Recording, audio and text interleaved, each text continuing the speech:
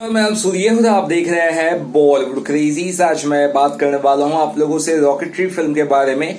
Rocketry the Nambi effect, ये film based है इसरो के फॉर्मर साइंटिस्ट नंबी नारायणन, यानी कि हम सीधे शब्दों में कहे कि पद्म भूषण नंबी नारायणन। अब ये जो इसरो के साइंटिस्ट है, ये रॉकेट बनाने में बहुत ही माहिर थे। ये फिल्म की जो जर्नी है वो 1969 से लेकर 2020 के बीच तक की जर्नी दिखाती है। अब यहाँ पर एक चीज मैं आपको बता देना चाहता हूँ कि यहाँ पे आर माधवन ने रोल प्ले किया है नंबी नारायणन का, जो इसरो के साइंटिस्ट रह चुके हैं। अब यहाँ पर ये फिल्म में सिर्फ एक्टिंग ही नहीं की है आर माधवन ने, इस फिल्म को लिखा और डायरेक्ट भी किया है। और आप अगर कुछ प्रोमोज वीडियोस देखे होंगे, साफ साफ कहा गया है कि एक स्क्रिप्ट लेकर गए थे आर माधवन, वो भी साइंटिस्ट के पास, नंबी नारायण जी के पास। और ये स्क्रिप्ट को जब बातचीत हुई तो उन्हें समझ में आ गया कि कहानी कुछ और है और भी अलग चीजें हैं जो मेंशन करनी होगी। तो फिर से 1-1.5 साल लगाया स्क्रिप्ट लिखने में यहाँ पे हमारे आर माधवन ने, और उसके बाद फिर ये फिल्म को अप्रूवल दिया गया। अब यहाँ पर एक इंपॉर्टेंट चीज है कि आर माधवन के साथ शाहरुख खान भी इस फिल्म में स्टार्ट टू एंड बने रहते हैं। जी हाँ दोस्तों, आर माधवन के साथ साथ शाहरुख खान को भी अच्छा खासा स्क्रीन स्पेस दिया गया है। कुछ नहीं तो कम से कम 15 से 16 मिनट तक स्क्रीन स्पेस जरूर दिया गया है शाहरुख खान को बीच बीच में। और यहाँ पे एक इंटरव्यू कंडक्ट हो रहा है। उस इंटरव्यू में नंबी नारायणन यानी कि आर माधवन अपनी जिंदगी की कहानी स्टार्ट टू एंड बताते हैं। थोड़ी देर में फिल्म फ्लैशबैक में जाती है, फिर वापस आती है करंट टाइम में, फिर फ्लैशबैक में जाती है, फिर, है ना। जैसे आप किसी इंसान का इंटरव्यू ले रहे हो, उसे स्टार्ट टू एंड पूछो उसकी जर्नी, बचपन आपका कैसा था, जवानी कैसी थी, कंट्रोवर्सी क्या थी, गर्लफ्रेंड क्या थी, तो जो भी चीजें है ना वो सब एक तरह से उस तरह से किया गया है। और जो इंटरव्यू है वो लेने वाले शाहरुख खान है, और सेम इंटरव्यू तमिल वर्जन में सुपरस्टार सूर्या ने लिया है। अब बात करते हैं यहाँ पे शाहरुख खान की। सबसे पहले शाहरुख खान का जो 15-16 मिनट का रोल है, वो रोल देखकर आपको उनके पुराने अच्छे रोल्स की याद आ जाएगी। उनमें जो एक्टर्स है, उनमें जो काबिलियत है वो नजर आती है। बस जरूरत है एक अच्छे डायरेक्टर की, जो वो जो एक्टिंग है शाहरुख खान की वो परख पाए और उसे निखार कर पर्दे पर लेकर आए। क्योंकि जिस तरह से स्क्रिप्ट रिसेंटली आई है, शाहरुख खान की जो परफॉर्मेंसेस है वो कुछ ही फिल्मों में नजर आई है, बाकी फिल्मों में उनकी परफॉर्मेंस दबी दबी नजर आई है। तो एक बेहतर डायरेक्टर अगर मिल जाए, जैसे अभी आ रही धुन की, तो बहुत अच्छा हो जाएगा शाहरुख खान के साथ। एनीवेज बात करते हैं, यहाँ पे न्यूज एंकर का रोल प्ले किया है शाहरुख खान ने, अच्छा खासा काम किया नो डाउट। और उनका जो लास्ट में एक एंड में एक सीन है वो भी नंबी नारायण के साथ, वो बहुत अच्छा है। अब बात करता हूँ यहाँ पे मेडी यानी कि हमारे आर माधवन की। आर माधवन 18 घंटा कुर्सी पर बैठे रहे, जिसे अभी मैं बैठा हूँ। और आर माधवन कुर्सी पे बैठ के 18 घंटा उनका मेकअप हुआ है, ताकि वो नंबी नारायणन लग सके, वो भी आज इस जमाने के, यानी कि अभी जो उनकी करंट एज होगी।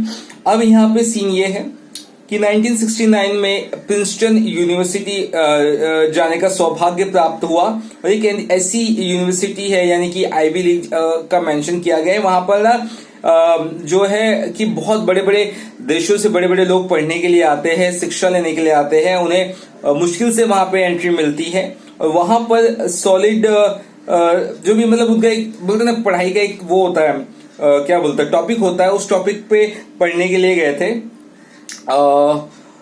यहाँ पे नंबी नारायण। उसके बाद ये दिखाया गया है कि नंबी नारायण को कैसे उन्होंने जो टेक्नोलॉजी है उसके बारे में सीखा, क्रायोजेनिक इंजन के बारे में भी सीखा, कैसे बनाते हैं, और बहुत सारी चीजों के बारे में सीखा, जो चीजों का यूज करके रॉकेट को कोई भी आसमां के पार ले जा सकता है या फिर मंगल ग्रह तक पहुंचा सकता है।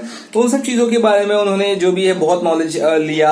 अब इंडिया जो है, इंडिया को एक चीज की जरूरत थी, वो थी क्रायोजेनिक इंजन्स की। और वो यूएसए से तो मांग नहीं सकता, यूएसए देगा नहीं। और रशिया से जब क्रायोजेनिक इंजन मांगा था, वो भी हमारे नंबी नारायण ने, तो उस पर नजर जो थी यूएसए की थी। यूएसए रशिया पर बार बार दबाव डाल रहा था कि तुम इंडिया को ये दे नहीं सकते, क्योंकि इंडिया के पास अगर क्रायोजेनिक इंजन रहता तो वो खुद के दम पर सैटेलाइट लॉन्च कर देते। और सैटेलाइट की जो प्राइवेट सैटेलाइट की जो रेस है, कमर्शियलाइज सैटेलाइट्स की जो रेस है, कमर्शियलाइज रॉकेट्स की जो रेस है, उसमें इंडिया काफी ऊपर रहता। तो इंडिया के इस प्रोजेक्ट में डिले क्यों हुआ, नंबी नारायण के ऊपर देशद्रोह का इल्जाम भी लगाया गया। इस फिल्म में ये भी दिखाने की कोशिश की गई है कैसे ये बताया कि नंबी नारायण ने कुछ करोड़ों रुपए में ये टेक्नोलॉजी किसी लेडीज को बेच दी, और जो लेडीज बिलोंग करती है पाकिस्तान से।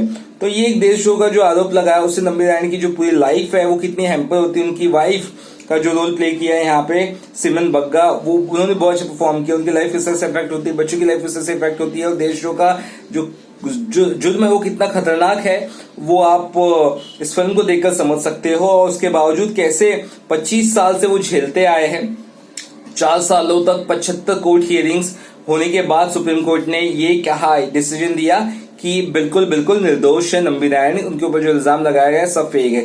तो इस फिल्म का मैसेज यही है कि नंबी नारायण को फंसाने वाले कौन थे, उन पर क्या कार्रवाई हुई है या नहीं हुई, तो कब होगी, उस पर ये फिल्म कहीं ना कहीं चोट पहुंचाती। फिल्म बहुत ही स्ट्रांग है, बहुत ही अप टू द पॉइंट है, और आपको फिल्म बहुत अच्छी लगेगी। बहुत वक्त के बाद एक ऐसी फिल्म आई है जो हॉलीवुड के जो लेवल की फिल्म है, मैसेज अच्छा दे रही है, कुछ नया सिखा रही है जो जानने की जरूरत थी। और ये फिल्म इतनी बेहतर स्टोरी अभी तक पड़ी थी ये मैं सोच ही नहीं सकता हूं। आप जो बायोपिक बनाने की बात करते हैं बॉलीवुड या जो भी इंडस्ट्री, आप ऐसी फिल्मों को छोड़ दिया आपने। ये हमारे इंडिया के सुपर हीरो आप नहीं कह सकते, नंबी नारायण की लाइफ के ऊपर इसकी स्टोरी, और बहुत अच्छा रोल आर माधव ने प्ले किया है। अब फर्स्ट हाफ और सेकंड हाफ के बीच में कंपैरिजन कर दो, फर्स्ट हाफ मुझे 3 स्टार के हिसाब से लगा और सेकंड हाफ मुझे 5 स्टार के हिसाब से लगा। एवरेज जो मेरी रेटिंग रहेगी इस फिल्म को वो 4 स्टार की रहेगी। मुझे फिल्म काफी पसंद आई। फिल्म में बहुत सारे ऐसे मोमेंट्स है जहां पर ऐसा लगता है कि ये इससे बेहतर एक्टिंग तो हमने कभी देखी नहीं है।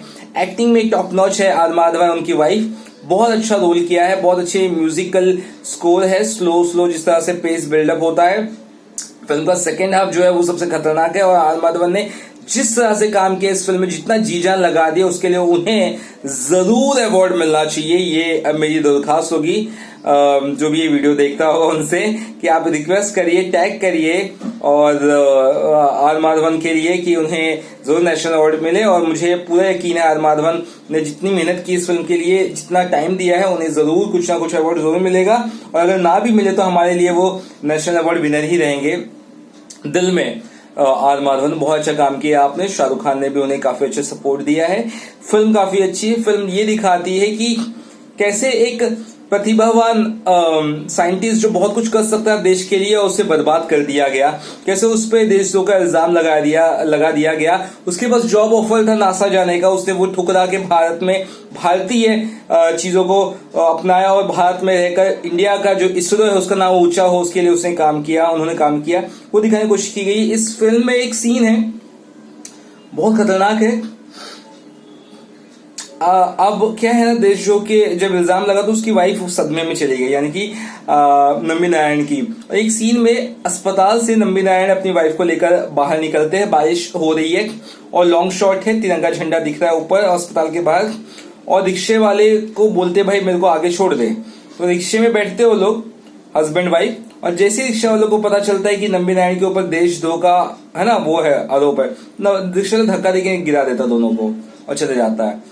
और उसके बाद फिर से क्लोज शॉट से लॉन्ग शॉट होता है, फिर से वो तिरंगा झंडा दिखा है। मतलब ये एक देश के लिए काम करने वाले इंसान की इतनी बुरी दशा ये दिखाने की कोशिश की गई है। इस केस में कहीं ना कहीं सरकार ने 50 लाख का हर्जाना दिया, उसके बाद केरला गवर्नमेंट ने 1.30 करोड़ तक का हर्जाना दिया।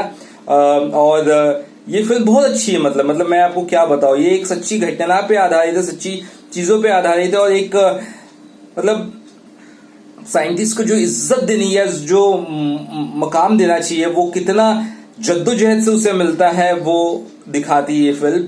और वाकई में ऐसी एक फिल्म मैंने देखा था 1994 में आई थी, एक डॉक्टर की मौत। जरूर वो और ये अलग है, बहुत अलग है, लेकिन उसमें भी ऐसे ही था कि एक महान साइंटिस्ट को हमारे इंडिया की जो गवर्नमेंट है वो ध्यान नहीं दे रही है, इंडिया के लोग ध्यान नहीं दे रहे, और उसने अपने रिसर्च वर्क जब दूसरे कंट्री में भेजा तो उसके वहां के लोग उस पर मतलब उसके रिसर्च वर्क से खुश हुए और उसके लिए उसे न्योता दिया कि आप हमारे इधर आके सीख सकते हो।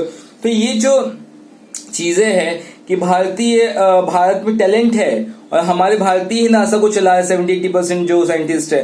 तो भारत की गवर्नमेंट या भारत की जो सरकार है वो इस सब चीजों पे ध्यान दे, ये फिल्म ये भी मैसेज दर्शाती है। तो आई थिंक वीडियो ज्यादा बड़ा हो गया, लेकिन मेरी तरफ से जो मेरी रेटिंग है 4 स्टार है। आप जाकर देखिए, शाहरुख खान और आनंद वाधवन का काम काफी अच्छा है। ये पैसा वसूल फिल्म है, और जाके इसे थिएटर में जरूर देखिएगा, मिस मत करिएगा, अदरवाइज एक अच्छी फिल्म आप मिस कर देंगे इस फ्राइडे को। Bye bye.